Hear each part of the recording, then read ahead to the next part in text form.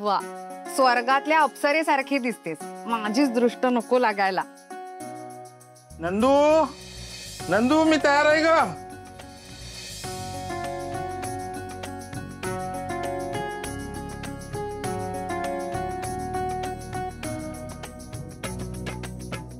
नंद्या, नक्षत्रासारखी कोण दिसतेस ग.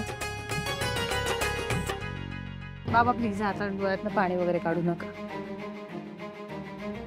नंदू, आपल्या लेकीला वधू वेशामध्ये बघताना बापाच्या मनात काय चाललेलं असतं हे कळायला बापच व्हावं लागतं ग.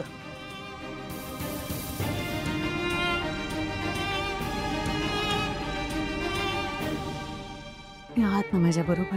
शेवटच्या श्वासापर्यंत. नंदू, तुला कधीही काही कशाचीही गरज पडली ना तर मी आहे. ह्याच आधारावर हे पाऊल टाकते बाबा. भीती वाटते थोडी. मी योग्य निर्णय घेतलाय ना. आता अजिबात असा विचार करायचा नाही. जे काय होणार आहे ना ते चांगलंच होणार आहे याची खात्री आहे मला. तुम्ही तुमची काळजी घ्याल ना. म्हणजे काय घेणारच आहे.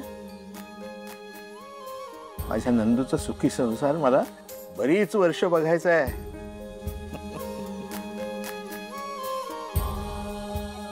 अरे तुम्ही सगळे येते आहात तर मी सगळीकडे शोधून झालंय तुम्हाला.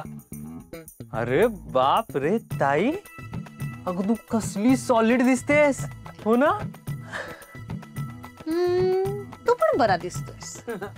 हा, तू पण ठीकठाकच दिसतेस. तशी गप्प बस. मला सॉलिड दिसते असं बोलून झालंय तुझं. असेच असेच नेहमी हसत खेळत राहा.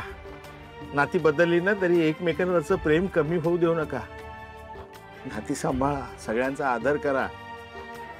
देव न करू आणि कधी काळी काही अडचण आली ना तर एकमेकांच्या पाठीशी ठामपणे उभे राहा ना बाळांनो.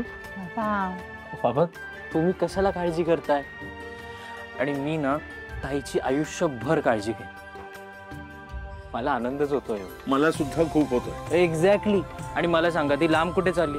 जवळच तर असणार आहे आपल्या. हो की नाही ताई. बरं आता आपण निघूया का. हो बाबा, आज तर मला आदिराचा मूड सांभाळायचा आहे. चला चला. शेला राहिलाय. तुम्ही पुढे वा, आम्ही येतो लगेच. बरं काही विधी करायचे तुझं आवडली की लवकर ये. करूया.